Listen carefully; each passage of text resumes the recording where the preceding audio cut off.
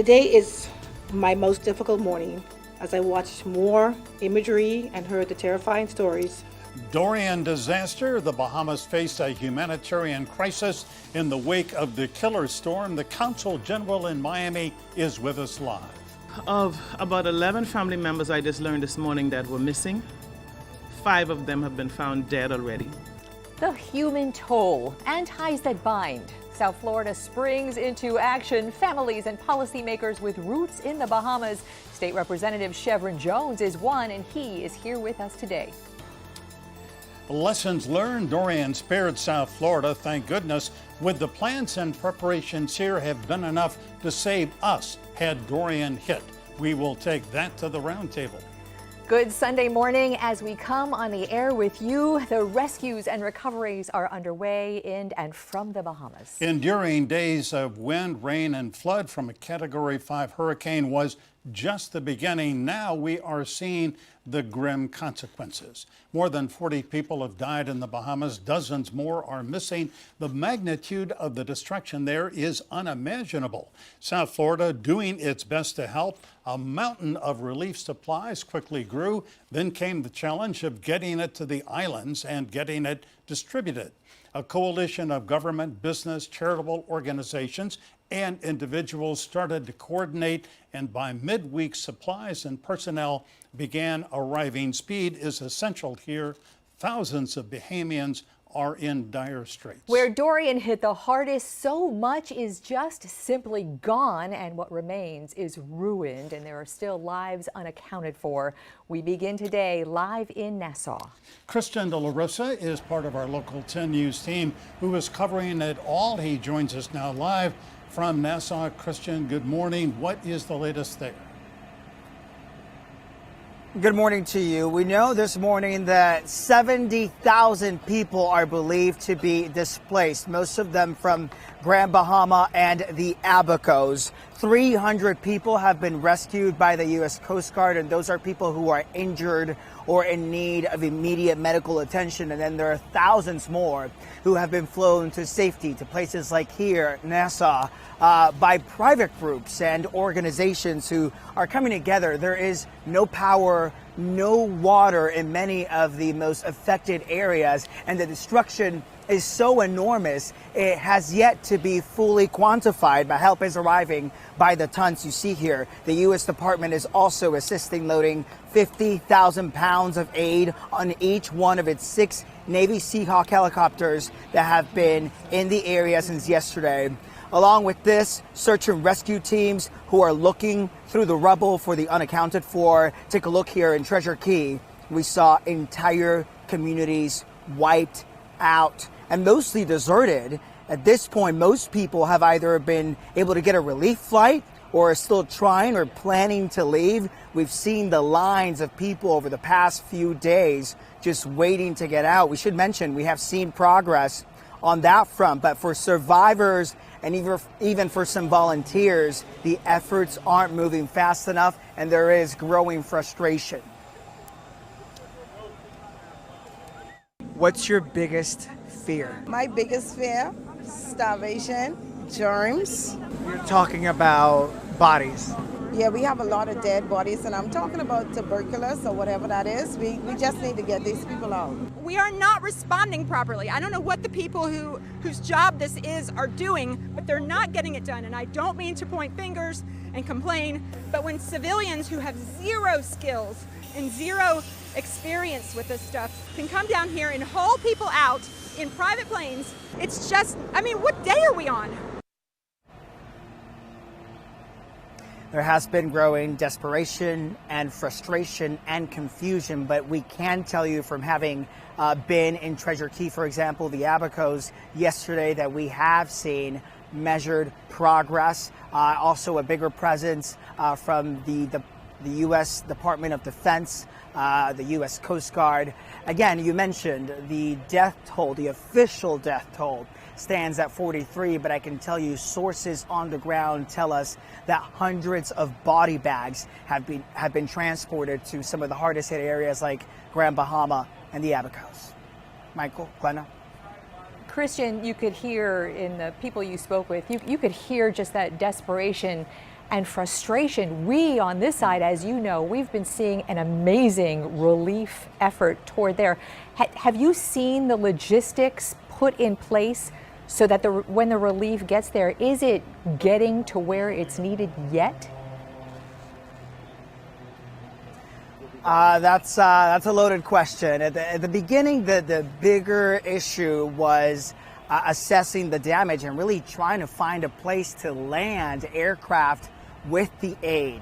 We have seen progress on that front with aid arriving in the Abacos and Grand Bahama. And it's not just from the government here, the Bahamian government, also the U.S. government, the United Kingdom, and Trinidad and Tobago have also brought in security forces to make sure that this aid not only gets to the people that need it, but also makes it to the hands of the needy safely. So yes, we are seeing more traffic. In fact, here in Nassau at the airport, at the staging area, it's a lot more quiet today, and it has been a lot more quiet in the last couple of days because we have finally seen those relief flights being able to make it out and come back, pick up more aid, and take it to the people that need it. So yes. Yeah.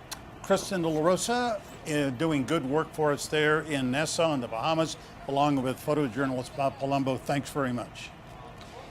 In South Florida, the top representative of the government of the Bahamas is the Consul General Linda Mackey. I met her on Friday afternoon. A grueling time for her and for her country. Consul General Mackey is able to spend a few minutes with us this morning. Consul General, it has been a week for you, we know, and we are so grateful that you are able to join us. It is unfolding as we speak. Can you just briefly begin with giving us the update that you know this morning from the ground? Good morning. And firstly, I want to say thank you on behalf of the Bahamas government, our Prime Minister Hubert Minnis, and for the media, for the awareness that you're bringing to the world, and for the exposure that you're giving us, and for the help that it is aiding us for the great need and devastation. Right now, we are in recovery mode. Our list of needs have been updated. I've forwarded that to media houses, yours included. So the needs are now changing. We're transitioning from rescue to recovery and rebuild. So that's where we're at. So we're also evacuating persons from Abaco and from Grand Bahama due to the fact that there are places in both islands that are uninhabitable. So we have a lot of challenges to face in the next few weeks, the next few months, and of course the next few years. That's where we're at. Yeah. Consul General, it's Michael Putney. First, let me say on behalf of Local 10 and on behalf of South Florida, we send our condolences to you, to the Bahamas. You are not just our neighbors, you are our friends, and we feel and share what you're going through. So having said that, let me move on to kind of a tougher question, and that is some of your own Bahamian folks out there in the Abacos and Grand Bahama are saying that the government response has been too slow. What do you say to anybody who thinks they have not been, the response has been slow? I do think that when there's a crisis, that's always a complaint. We had challenges from day one. Firstly, when the hurricane moved from Abaco over to Grand Bahama, the hurricane was stationary for almost 2 full days. That impacted the weather also in Abaco, not allowing even the Coast Guards to enter the island of Abaco to bring aid, to rescue, and to assist. We have limited manpower, but those on the ground are also working really hard and diligently trying to get food and necessary supplies to all those who need help. Also, we've had a lot of help from external agencies, governments, and there's been a lot of help on the ground. Unfortunately, we're still trying to distribute goods to those who need it. And also remember, there are persons who are helping in this task, this humongous task to get food to those who need, have victims as well. They have families who are missing. They've lost loved ones. So they're working under enormous distress. So in light of that, I think the efforts are going very well, and I think that we need to at least appreciate what they're doing. And for those of you who are on the sideways just complaining, offer your help, open your homes, and make yourself available. We are all Bahamians, we're all in this together. Let's work together. Consul General, you mentioned the effort is going from rescue to recovery. That is really tough to hear. And we know from our experience after Maria in Puerto Rico, which is also an island that was so damaged, that there are remote areas that the rescuers just have not been able to get to in the last week, and time is just critical.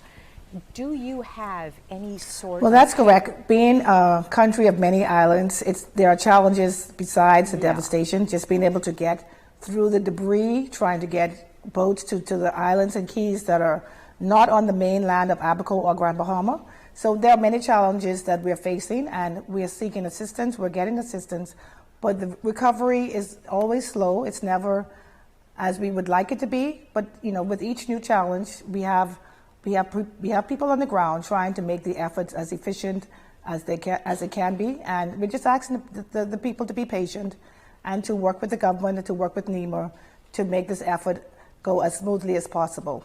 Yeah, but there are a lot of challenges. I was going to ask your expertise on, there is Abaco, from the video we've seen, is just destroyed. There are communities in Abaco, much like South Florida faces, where there are undocumented people in transit looking for better lives. We understand who might not have heeded any call to go to any shelters because of fear that they would be deported. Have you heard anything from those communities, people who might still be missing, or what their fate might have been? Okay, I missed your first part. The volume was not high enough. So if you don't mind just recapping. Yes, I was asking about, much like South Florida, on Abaco, there are communities of people who are undocumented, who have arrived without papers, who are living in transit looking for better lives, and for that reason may not have gone to shelters when evacuations were underway, when they were told they needed to be in a safe place because they were afraid of deportation. Can you expand on that? Have you heard of those communities? Is somebody looking there? Can you explain that, please?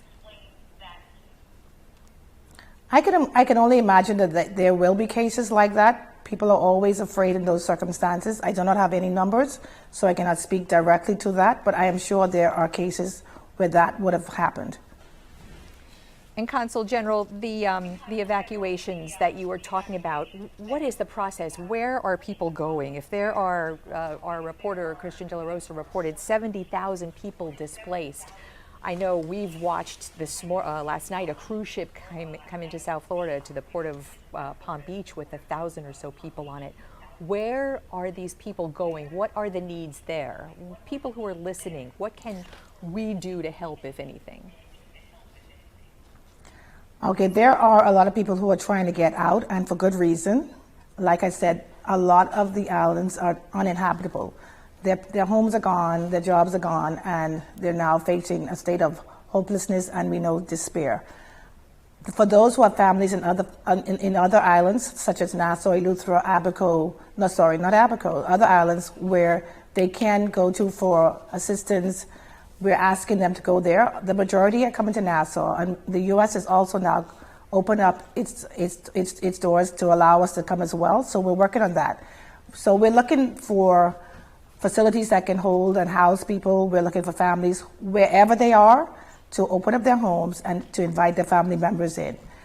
Everything is fast moving, it's fluid. We're just working each day to accommodate everybody. It's a process, and we're trying to work through the process. But for the most part, they're going to the island of Nassau, New Providence. Consul General Linda Mackey, we really appreciate your time this morning. We know you are under huge demands, and it means a lot to have you come and speak with us and to the people of South Florida. Thank you very much. Thank you. And I really want to thank the community in South Florida. They have been so generous. The government, the government agency, independent individuals, companies. There's just been an outcry of assistance, and even with all the call centers, we have Miami-Dade and Broward who have both opened up call centers to assist us with because we're inundated with calls. So the support is here. We are just really grateful. Florida to us is home as well. It's our second home. So we are just so thankful, and we want you to know we will be forever grateful. Consul General, thank you. The connections are strong. We appreciate that. Thank you. And coming up, we're taking you back live to Nassau. The Minister of Tourism and Aviation in the Bahamas, Dionisio de Aguilar, is with us live next.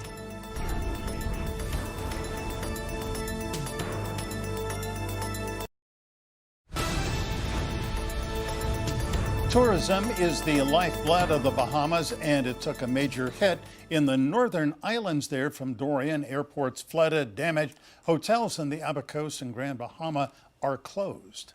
The Minister of Tourism and Aviation in the Bahamas, Dionisio de Aguilar, is able to join us right now live from Nassau. Minister, good morning, and thank you for taking the time out of what is an unimaginable schedule for you at the moment to be with us. Since you are the Minister of Tourism, I think it's important to open up with the fact that the Bahamas is very big and much of it is very open still to tourism. Yes, and good morning to your viewers. You're absolutely right. All of the islands of the Bahamas were not affected by the storm, namely Nassau, Exuma, Long Island, Andros, and so on down the chain of islands, is open for business. The analogy I like to draw is assume that you have a hurricane in Jacksonville, it wouldn't stop people from going on holiday to Miami and Fort Lauderdale. So the same thing has happened to the Bahamas. Obviously, we are with our brothers and sisters in Abaco and Freeport, and we're traumatized by the events up there. But we have to keep the economy going. We have to keep revenue coming into the country in order to assist us or to help us in helping our brothers and sisters to the north. So we ask everybody who can, who has vacations planned, to come to the Bahamas and continue to visit with us. Nassau is where 80% of our foreign visitors come, largely unaffected. And as you go down the rest of the chain, we are ready and open for business. Yeah. Minister de Aguilar, good morning. My name is Michael Putney. I've spent many happy days in the Bahamas, and I hope to again. Let me ask you, though, about aviation. That's part of your portfolio. A lot of pilots who have been trying to fly supplies into the islands have complained loudly, bitterly, that they cannot get permission from your government, from air traffic control, to get into land. What are you doing about this kind of bottleneck that you've got with air traffic control there? Well, it's a function of airspace. And if you imagine, just take yesterday on the island of Abaco, we had 640 flights go into that tiny island. The airspace is clogged, and we're trying to manage it as best as we can. We have been very successful in getting a lot of supplies in, and also we've been trying to evacuate people out. So there are a lot of people who want to come on their little private planes. We've put civil aviation employees on the ground in Treasure Key, Marsh Harbor, Sandy Point, to, once people land, you got 20 minutes, offload your goods, get people on the plane, and get out of there so some other planes can come in there. We've been doing an enormous amount of flights, and we've been approving an enormous amount of flights. So anybody who's having any problems whatsoever, they should contact us, the Civil Aviation Authority. We have a website, and you should be approved right away. We have on there the phone numbers to call, and we're trying to do the best that we can. But obviously you have to recognize everybody wants to get in, and we have to manage it so we don't have another catastrophe. The Prime Minister, for example, was going up there, I think yesterday, and he had to drop 500 feet very quickly because there was another plane heading right in his direction. So it's uncontrolled airspace. There's no towers. So it does cause congestion problems, but I think we're working through it. I think the traffic has gone down considerably, so if people want to come, they can now. Minister, as a member of Parliament or former member of Parliament, you have sort of a big picture on business and commerce. With so many people left suddenly with nothing, including money, and businesses just gone, obliterated. Speak, if you would, to the challenges in that respect. Well, you know, let me draw an analogy so that most Americans can understand this. Imagine a natural disaster that hit your country and impact 60 million of your citizens, 20% of your population. This is the scale upon which we're dealing with. And are we a little overwhelmed at times? Absolutely. But there has been an outpouring of support, not only from residents from South Florida, but from countries around the world. People are here to help us, specifically the American government as well. They're all coming in to give us assistance, to try and help us to overcome this natural disaster of epic proportions. You've got people who are flooding out of those islands now, mostly Abaco, who are coming to Nassau and the other surrounding islands, who just need a break. They need a bath, they need a hot meal, they just need to know that they can sleep, have a good night's sleep. But I'm sure in the next couple of days they'll wake up, okay, where do I go to work? How do I start to earn a living? And that will bring compounding problems, which the government, of course, is trying to grapple with. Never in our history have we grappled with a natural disaster of this proportion. So I'm apologizing in advance if we don't get it right all the time, but we are generally trying as best as we can to work through all of these problems. First of all, to get people out who want to get out, get first responders in, start to think about the reconstruction and of the affected areas, getting power restored, getting infrastructure back in place so people can return back there and begin to resume with some level of normalcy. And it won't be normal for many, many years, but some level of normalcy. Get back on those islands and start to rebuild their lives. A good point on which to end. Minister Dionisio de Aguilar, we appreciate your time this morning. We wish you the very best. And coming up, among the Florida lawmakers appealing to Washington to waive visa requirements so storm victims can come to the U.S. is a state representative from South Florida with a personal stake. State Representative Sharon Jones has family in the Bahamas. He is live with us next.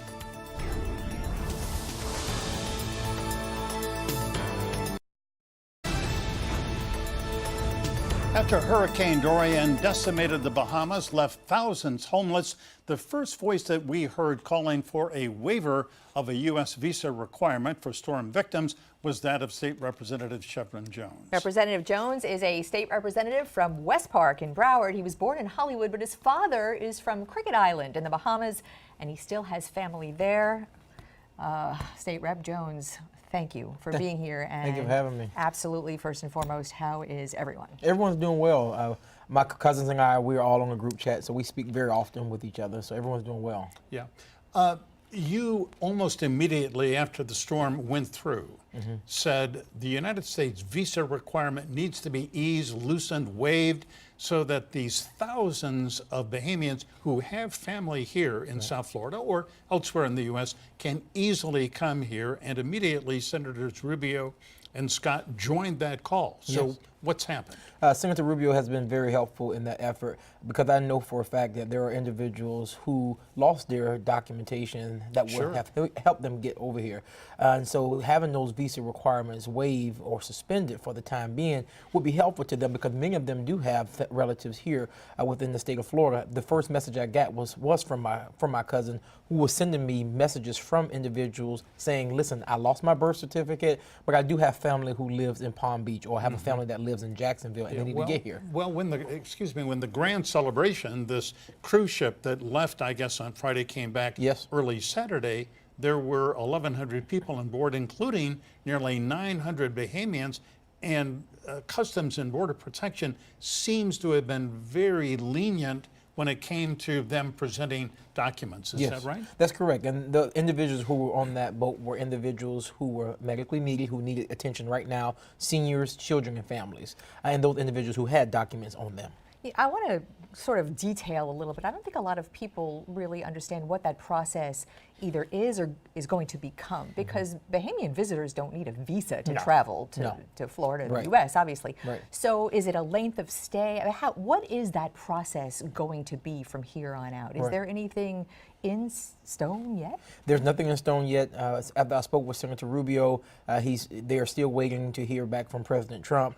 The letter was sent to them. As of right now, we are currently, from the legislative side, are working on a bipartisan joint letter to also push the envelope to the president to see if we can get these waivers suspended so individuals can come over here with their families, the ones who are still over there. That's different from temporary Absolutely. protected status, TPS, which Absolutely. is still in flux for so many other people from countries that are difficult to go back to. But Bahamians, as we're hearing, don't want TPS. They're going. We love the Bahamas. We love to stay home. Bahamians love being where they are. But Bahamians are in need of help right now, and they need someone to lay their head. And they have families here, or they have someone who would like to sponsor them that's here. Right. Chev, on Thursday, I believe you and State Representative Keone McGee went to Freeport. Yes. Tell us about your trip. You were there to help deliver supplies, relief supplies. What did you see? What is your impression? My first impression, I cried when I first got off the plane because I'm familiar with Freeport and I know the spirit and the character of the island. Getting off the plane, the first thing we saw were individuals' cars that were lined on the street, and they were waiting for crabs to cross so they can catch the crab. Crabs? To eat. Yes. Wow. Yes. To catch them, to eat them? To eat them, yes.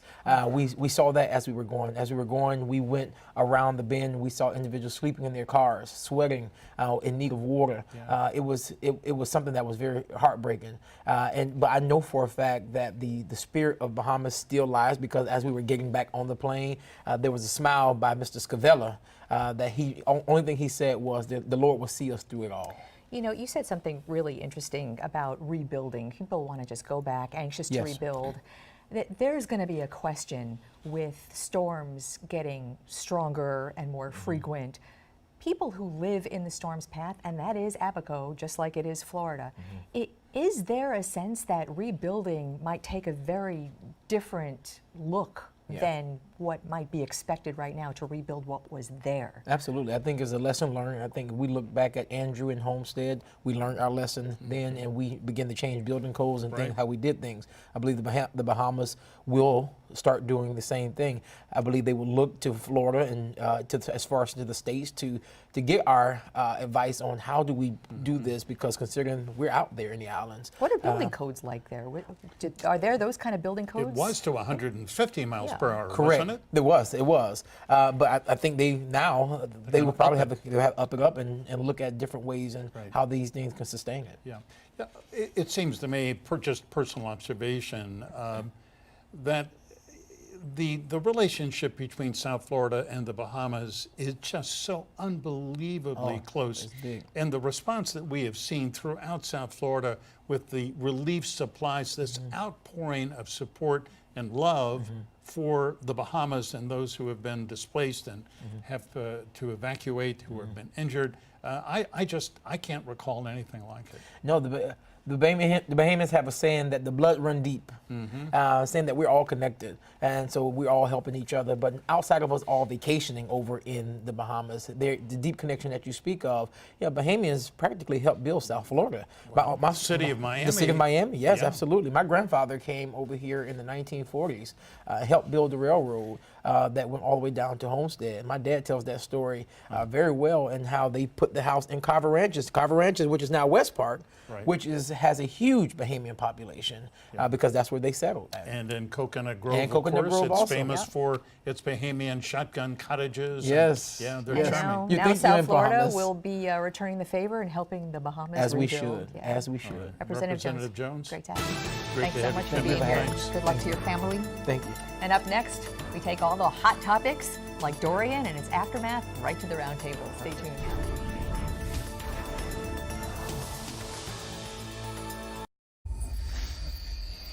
As you would expect, we have got a lot to talk about today with our roundtable, so let's get to it. And as always, we have a good one for you, so let's tell you who's here.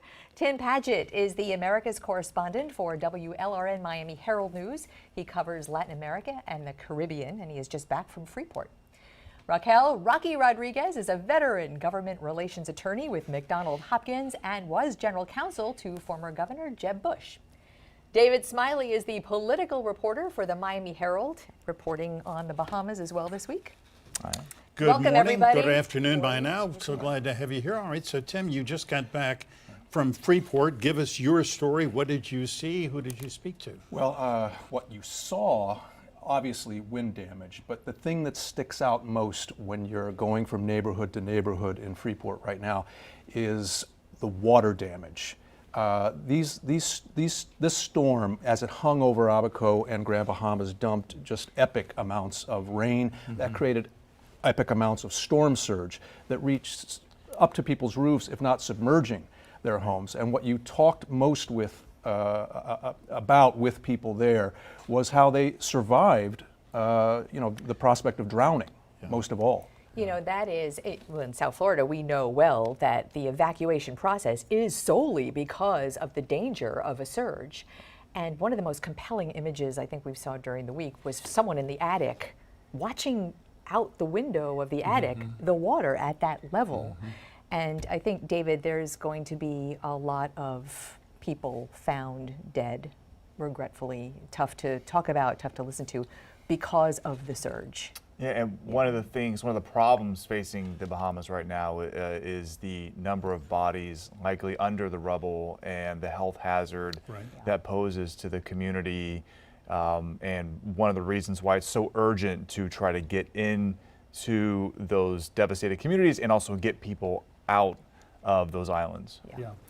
Rocky, this week David and I were at a news conference on Friday that Consul General Mackey held, and Mario Diaz-Balart, Donna Shalala, Debbie Mucarsel-Powell, Debbie Wasserman-Schultz were all there, and it was entirely bipartisan, nonpartisan. They all were saying, we support the Bahamas, we support you, we are going to go to Congress and appropriate money as it's needed.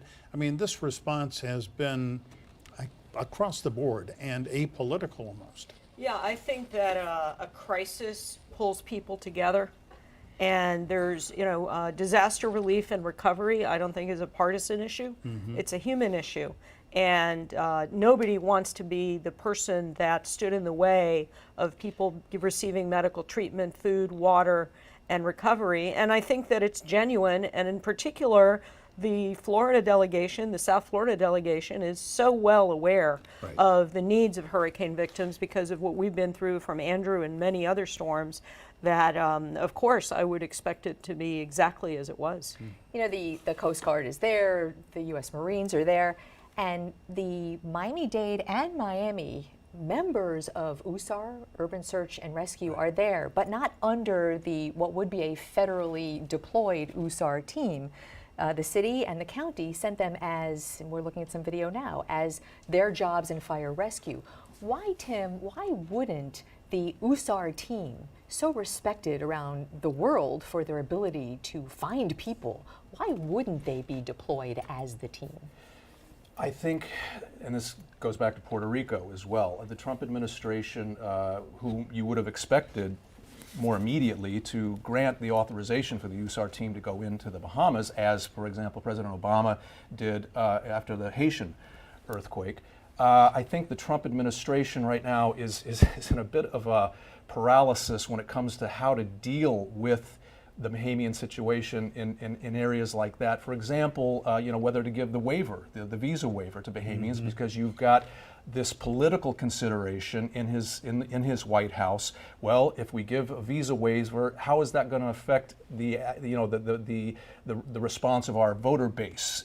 Here we are giving more. Yeah, but it's not TPS. It's not TPS. As a matter of fact, Chevron right. and the other Bahamian officials we spoke to said, we don't want TPS. Right. We just want a temporary help to take care of these thousands of people who are homeless. But we've seen it time and again when the Trump administration, for example, even if it doesn't have to do with TPS, there is this fear that if you give any sort of immigration leniency in situations like this, there can be a backlash in the base. Although, as we were just talking about, a disaster is bipartisan, disaster response. I called the Tuesday after the hurricane, an assistant fire chief from Miami, to ask when their USAR team went over if we could send someone with them, and they told me, well, we're not sure yet if we're going to go. We haven't been called, and I assumed that they would be called very soon. So I was kind of shocked Thursday morning that they hadn't been called. As far as I know, the USNS Comfort, which is stationed off of Trinidad and Tobago, has not yet been called to go to the Bahamas. And on Friday afternoon, Senator Rubio told you and me and other reporters it takes 6 days to get the USS Comfort turned around and headed, but I think it may be going to the Abacos as well. And the Bahamian government has been overwhelmed, to be fair to them. It is an unprecedented storm to sit over the islands the way it did, as strong as it was. But to some extent, I do wonder why some of these things did not and have not happened. Well, let's not forget, though, that up until, I guess, 24 hours ago, the U.S. itself was in the crosshairs of Dorian and responding and preparing. So I think that, you know, things will happen, but you have to take into account the logistics as well as the circumstances that we're dealing with. Yeah, well, we're going to take a break before we do. I would just point out that anybody here in August of 1992 remembers that the state of Florida and Washington didn't respond that fast to South Florida after Andrew. So it's a huge... Where is the cavalry? Well, where is the cavalry? Stay tuned. All right, we'll continue our discussion with the Roundtable in just a minute.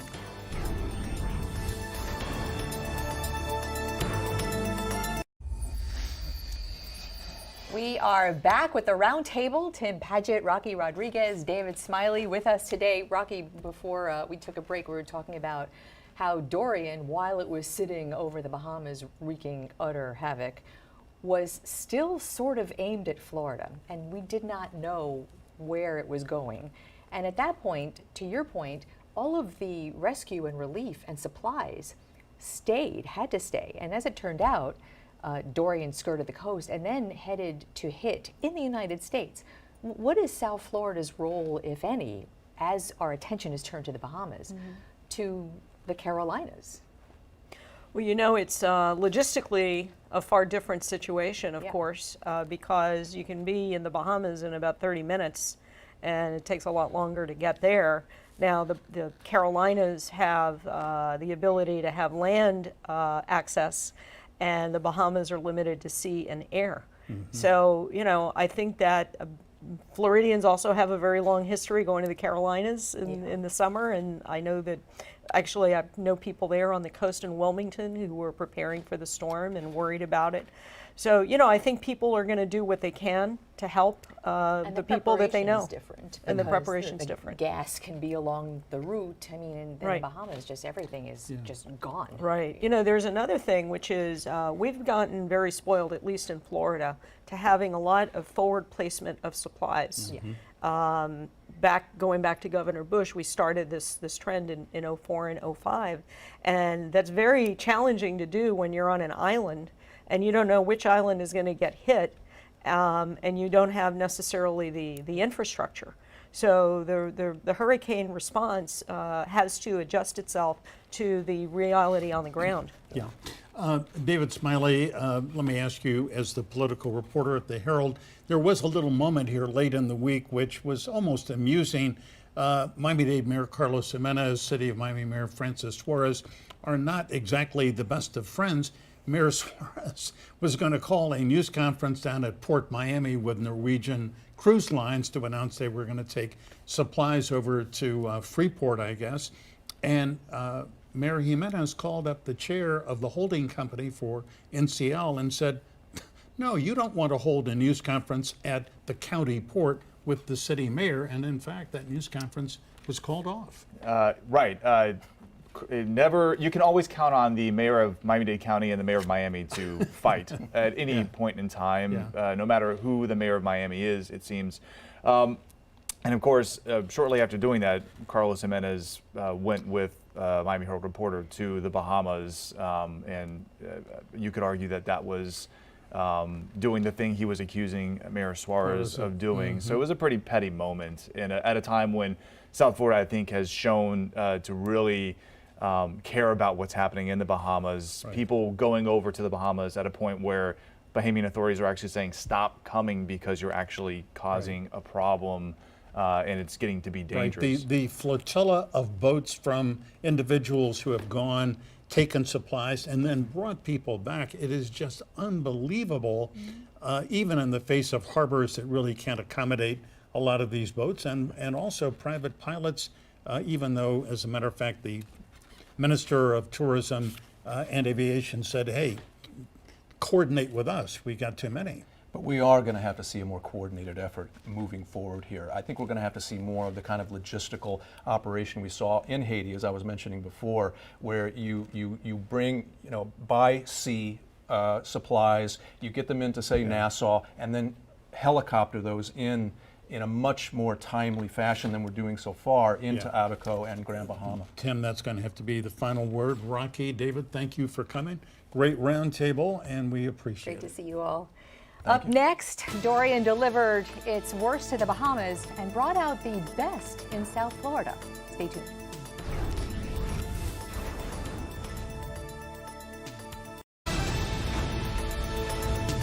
Take a look at your screen right there, a live look from our tower cams across South Florida. And here is Weather Authority meteorologist Brandon Orr with the official Sunday forecast. Brandon. Yeah, lots of good sunshine out there, isn't it? 91 degrees. It's heating up. That's what you can't see. All that humidity making that 91 feel more like 103 and places like Kendall. So heat index above 100 at times today. 93, so a couple degrees warmer than right now will be our high temperature, and keeping it mostly dry. Rain chance no more than 20%.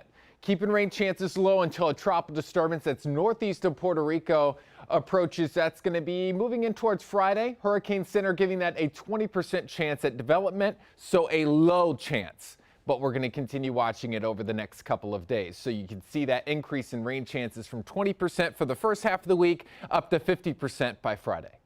Brandon, thanks. The news will likely get tougher before it gets better as rescue efforts become recovery and in the ongoing struggle for those whose everything was taken away by a killer storm. Dorian spared Florida its worst and then brought out its best this week at a church in Coconut Grove, which was one of many places all over Miami-Dade and Broward filling up with emergency supplies. We saw a simple theory play out, that all it takes for good people to take action is learning how they can. You hear about the celebrities and big businesses all the time making generous donations, but in this room, in this church, there was Jeannie and Victor and Rashid, Elliot and Anderson, Frank, Alan. Those are just the few of the people we met as they and so many others showed up hours on end and overwhelmed this church meeting hall. This week, South Florida is a team, a support system, and all hands on deck, possibly on an unprecedented scale, though that kind of calculation really is tough to make. This one was personal for a lot of reasons. Literally, for so many with roots and family just a short plane ride or boat ride away, whose parents or grandparents were among those who built Miami-Dade and Broward neighborhoods. For those who went through Andrew in South Dade, the shell shock of seeing everything familiar simply gone, and the hardship of getting normal again, that's deja vu. And then there was the "it could have been us" factor. We all felt firsthand our own dread of Dorian during those days it was aimed at us, that we lucked out when so many so close by had no such luck. That may have fueled heightened empathy and action. At this time, when the country and our communities have become tense and tribal, when the worst of human nature seems so amplified on TV and social media, even in traffic, Dorian delivered a Category 5 reset, and South Florida is rising to the occasion. That is our program today. You can catch any of our programs on local10.com. And remember, as always, stay informed, get involved, and we hope you have a wonderful Sunday. And you can always subscribe to our This Week in South Florida podcast online. Thanks so much for being with us.